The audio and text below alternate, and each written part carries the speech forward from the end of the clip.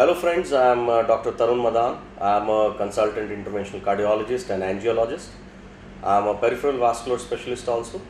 I am attached to Star Hospital, Bapunagar, Ahmedabad, and also attached to HCG group of hospitals, Mithakali, 6 Crossroads, CG Road, Ahmedabad. Today I will be discussing something about peripheral vascular disease. Peripheral vascular disease means whenever you have a disease which involves your peripheral vessels other than the vessels or arteries of the heart. It can be arteries or it can be veins also. So starting from the top of the body, we have carotid artery. Coming down, we have aorta, and then subclavian artery, axillary artery and its branches. Then going down, we have mesenteric vessels, that is celiac artery, superior mesenteric artery, inferior mesenteric artery, and both renal arteries. Aorta then divides into two branches which are called iliac arteries, and these iliac arteries supply both the legs in the form of femoral and then popliteal arteries. So if someone has got a block in the arteries of the legs or the arms or the neck, what symptoms he can have? Most common symptom in a person who has got blockage in the arterial supply of the legs or arms is pain. How that pain would happen? When we walk, we have pain in the legs and then we have to stop, and then again after a period of rest, the person starts walking. This symptom is called claudication.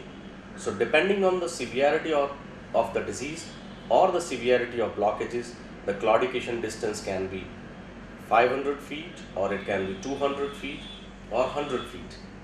The next common symptom is development of black color in the toes or the fingers. This is called gangrene. This can be a small gangrene or this can be a large gangrene. Once the gangrene develops, the tissue where the blood supply is not reaching becomes dead, and unless and until you get it treated, it will worsen and patient can end up in a major amputation in the long run period. So how do we diagnose this peripheral vascular disease? First thing is you have to consult your physician, get your blood pressure measurement done and get your pulse examined by the physician. It can be a cardiologist or it can be a diabetologist or it can be a regular physician who is your family physician.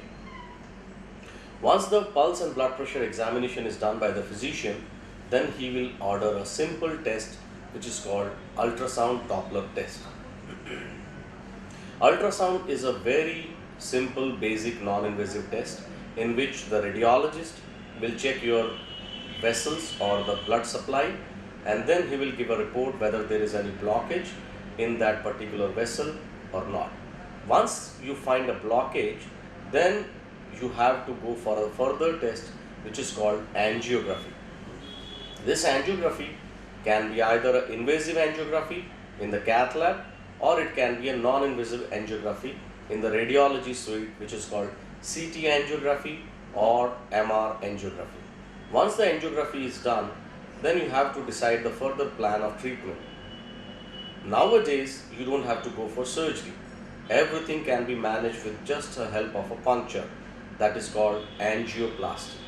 In this, the physician makes a small puncture either in your groin or in your arm, and then through that puncture a small cannula is inserted, and through that cannula a wire is passed which opens the blockages, and after dilatation with the help of a balloon you put a stent over there depending on the diameter of the vessel and size of the vessel and location of the block.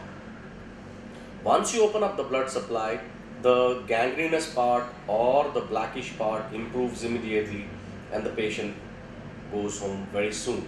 There is no scar in the procedure, there is no anesthesia required, there is no blood transfusion, and there is prompt recovery. This all procedure is done by an endovascular specialist. This procedure is called peripheral vascular intervention. Beside this, the physician will give you some medications which you have to swallow day and night throughout your life.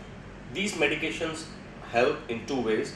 One, to prevent further deposition of cholesterol in the stent, which is called statin. So this statin will lower down your cholesterol.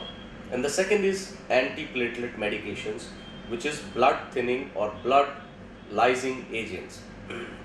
With the help of these medications, the stent will remain patent and there will not be further blockages. Along with this, mind you, it is very important to have lifestyle modification. You have to take very good care of your heart and vascular disorders by following a strict diet regimen that includes brisk walking every day, avoiding lifts. That means you have to jog daily, keep yourself fit. Then you have to keep on taking healthy fruits daily, green vegetables daily, avoid fried and fatty foods, avoid junk food, keep your sugar, cholesterol, blood pressure all under well controlled. Only then you can stay fit and stay healthy. Thank you so much.